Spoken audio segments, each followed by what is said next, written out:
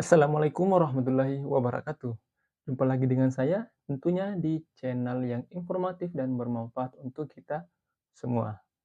Jadi, teman-teman, pada kali ini kita akan membahas salah satu isu yang saat ini lagi hangat-hangatnya dibicarakan atau dibahas, yaitu terkait beasiswa LPDP yang baru beberapa hari yang lalu telah dilakukan pengumuman seleksi administrasi tahap satu.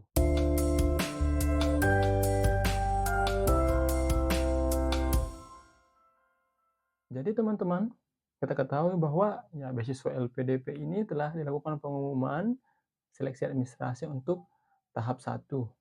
Nah, di mana ternyata dari hasil pengumuman itu banyak banyak teman-teman yang lulus untuk tahap selanjutnya, namun ternyata banyak juga yang gagal dari seleksi administrasi. Nah, ini sangat disayangkan. Padahal kalau kita beranggapan bahwa ya kita harus melakukan yang maksimal di administrasi karena ya seleksinya hanya administrasi. Berkas-berkas diupload, disesuaikan dengan apa-apa yang diminta, cukup dengan itu. Jadi kita harus menghindari sebenarnya yang namanya gagal di administrasi. Oleh karena itu, teman-teman, kali ini saya akan membahas kira-kira ada beberapa poin yang menjadi penyebab orang-orang gagal di seleksi administrasi. Ini berdasarkan cerita-cerita dari teman-teman yang pernah daftar dan pengalaman-pengalaman orang lainnya. Nah, yang pertama sebenarnya bahwa yang menjadi penyebab gagal administrasi yaitu berkas yang diupload itu tidak memenuhi syarat ataukah belum terpenuhi secara keseluruhan. Artinya apa? Bahwa ya teman-teman ketika daftar LPDP, teman-teman harus sesuaikan berkas teman-teman yang diminta sesuai dengan jalur yang teman-teman daftari. Misalnya teman-teman daftar reguler, maka berkas yang di reguler yang diminta ya sesuaikan dan harus terpenuhi secara keseluruhan. Begitupun di afirmasi prasejahtera misalnya. Ya, jadi sesuaikan dengan jalur yang teman-teman daftari, jangan ada yang salah atau jangan ada terlewatkan setengah pun misalnya itu pasti tidak akan ditolerir, maka itu akan gagal di wilayah administrasi dan sangat disayangkan.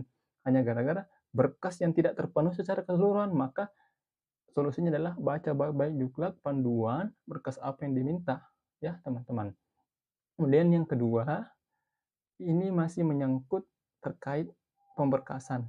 Jadi ini menyangkut mengenai cara scan berkas. Jadi kan ada beberapa berkas yang kita upload ke akun itu menggunakan scan. Jadi teman-teman harus memastikan bahwa berkas yang teman-teman scan itu harus jelas, jangan hanya satu dua saja yang jelas, misalnya KTP. Scan KTP ya jangan hanya nama saja yang kelihatan ataukah tanggal lahir saja. Jadi dalam KTP itu di-scan itu harus, apa namanya, harus jelas secara keseluruhan. Jadi jangan sampai buram ataukah jangan terlalu tidak jelas secara keseluruhan lagi ya, maka ketika tidak jelas terbaca maka ya konsekuensinya lagi-lagi gagal di administrasi. Kemudian berikutnya, ini masih menyangkut mengenai pemberkasan. Apa itu? Penempatan berkas itu sesuai yang diminta. Artinya apa teman-teman? Bahwa berkas yang diminta itu sesuaikan. Nah, misalnya berkas di kolom upload KTP. Jadi, sesuaikan bahwa di kolom KTP yang di-upload adalah benar-benar adalah KTP-nya ataukah berkas di kolom surat rekomendasi. Maka pastikan bahwa berkas yang di-upload adalah surat rekomendasi di situ. Jangan jangan tertukar. Kolom KTP yang di-upload adalah surat rekomendasinya. Itu pasti akan tidak ditolerir lagi. Jadi, penempatan berkas ini harus sesuai dengan yang diminta. Nah, kemudian kemudian pembahasan berikutnya sebenarnya, nah ini sangat sensitif juga, ini terkait dengan TOEFL ya.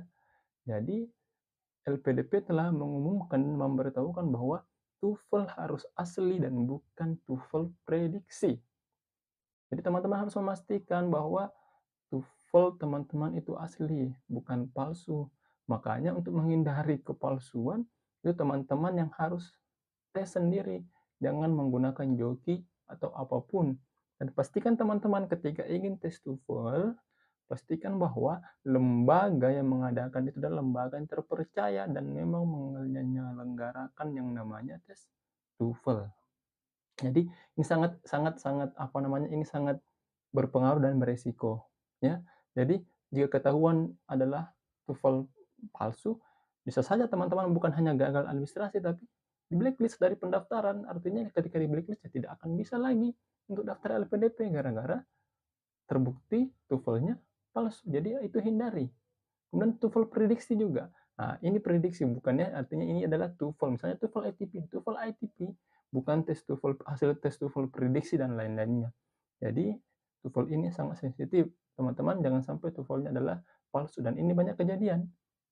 Ternyata TOEFL-nya palsu ataupun TOEFL-nya prediksi. Jadi otomatis akan gagal di wilayah seleksi administrasi.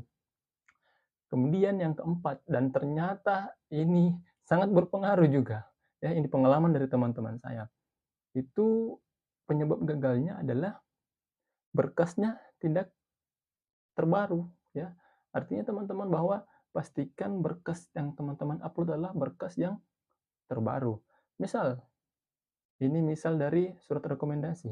Nah, surat rekomendasi pastikan bahwa surat rekomendasi yang teman-teman upload atau punya itu adalah sesuai dengan tahun pada saat pendaftaran LPDP tersebut. Jadi ketika ingin minta rekomendasi adalah pastikan sesuai dengan rentang pendaftaran LPDP tersebut. Jangan misalnya tahap 1 ini menggunakan di tahun 2023 menggunakan rekomendasi tahun 2022, maka itu otomatis gagal dan dipastikan gagal dalam seleksi administrasi. Nah, jadi oke teman-teman, itu keempat dan teman-teman sebenarnya ketika sebelum submit harus pastikan dan cek baik-baik bahwa berkas telah terpenuhi, penempatannya sesuai, ya. Jangan saling tertukar ataukah punya teman yang terupload di akun kita ya, itu harus. Dan berkas-berkas yang terbarukan, ya itu pastikan baik-baik sebelum submit. Jadi ketika sudah submit maka tidak akan bisa diedit lagi. Jadi pastikan sebelum submit itu harus berkasnya sesuai. Oke teman-teman, jadi bagi yang berjuang di LPDP semangat berjuang dan yang bagi yang gagal jangan patah semangat, masih ada kesempatan di tahap kedua. Terima kasih, sampai jumpa di pembahasan berikut.